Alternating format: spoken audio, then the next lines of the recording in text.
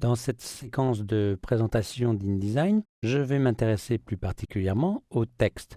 Nous allons voir à l'aide de cette mise en page d'un magazine quelques nouvelles fonctionnalités et d'autres fonctionnalités très intéressantes qui permettent de gérer très facilement les documents. Ici, dans cette mise en page, je vais zoomer un petit peu pour mieux visualiser.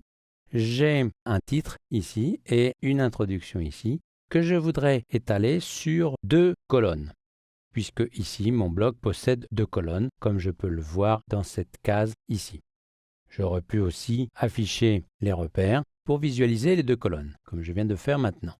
Donc pour cela, je vais utiliser une nouvelle fonctionnalité de paragraphe.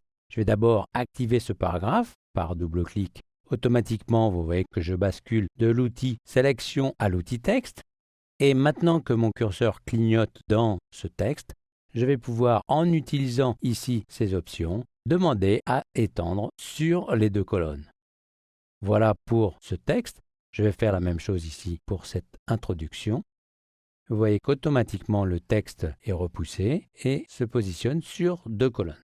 Ici, les textes ont été mis en forme avec des styles. Et je retrouve ces textes que je veux également placer sur 2 colonnes sur une autre page. Donc pour cela, je vais mettre à jour le style. Je vais en profiter pour vous montrer une autre fonctionnalité qui apparaît. Ici, j'ai sélectionné le texte et directement depuis la barre de contrôle ici, maintenant, je peux accéder à la coloration de l'élément. Je vais par exemple choisir cette couleur ici. Une fois que j'ai fait ceci dans la palette paragraphe, je vais mettre à jour le style de paragraphe qui est appliqué. Il s'agit de titre article comme m'indique ce bouton ici. Je vais redéfinir le style. Évidemment, ici, il n'apparaît aucune modification, mais nous verrons dans la page suivante que le titre sera modifié également. Je vais faire cette même modification pour ce paragraphe auquel est affecté le style de paragraphe nommé intro. Donc je fais juste une mise à jour, je ne change rien d'autre dans ce style.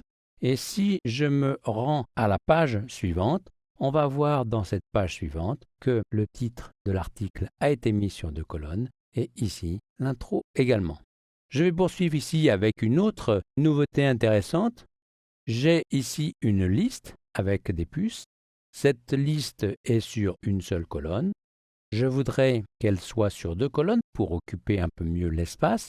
Pour cela, directement ici, je vais pouvoir choisir de scinder en 2 colonnes. Vous voyez qu'automatiquement l'opération est faite.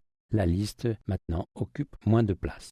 Je vais dézoomer pour montrer la totalité de la page et visualiser une autre possibilité. Ici, quand on veut égaliser les colonnes, il faudrait manipuler comme ceci, mais c'est relativement fastidieux puisqu'on se retrouve souvent avec des modifications à faire sur la page et l'équilibre devient rompu et difficile à gérer. Maintenant, il existe une possibilité d'obtenir directement l'équilibre des colonnes en agissant ici. Il me reste qu'à changer la hauteur du bloc, mais cette fois-ci, si je supprimais une partie du texte ou si je modifiais la largeur du bloc, automatiquement l'équilibre serait rétabli sans qu'il n'y ait rien d'autre à faire. Cet élément peut être placé dans un style de bloc, ce qui fait que cela facilitera grandement la mise en page. Quand on effectue une mise en page, on peut rencontrer des problèmes qui vont être délicats à gérer par le flasher. Pour cela, ici, on a une indication qui vous permet de savoir quelles sont les erreurs dans le document.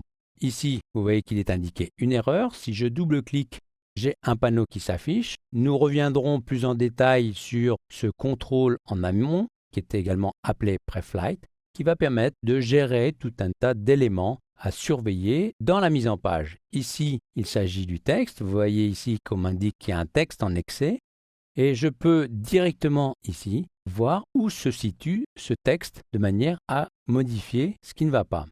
Je peux même utiliser l'information ici pour voir le défaut à corriger et on me propose même une correction à faire.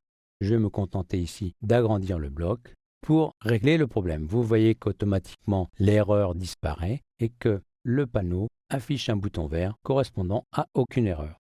Nous venons de voir dans cette présentation qu'InDesign CS5 offre de nouvelles fonctionnalités très intéressantes pour gérer le texte.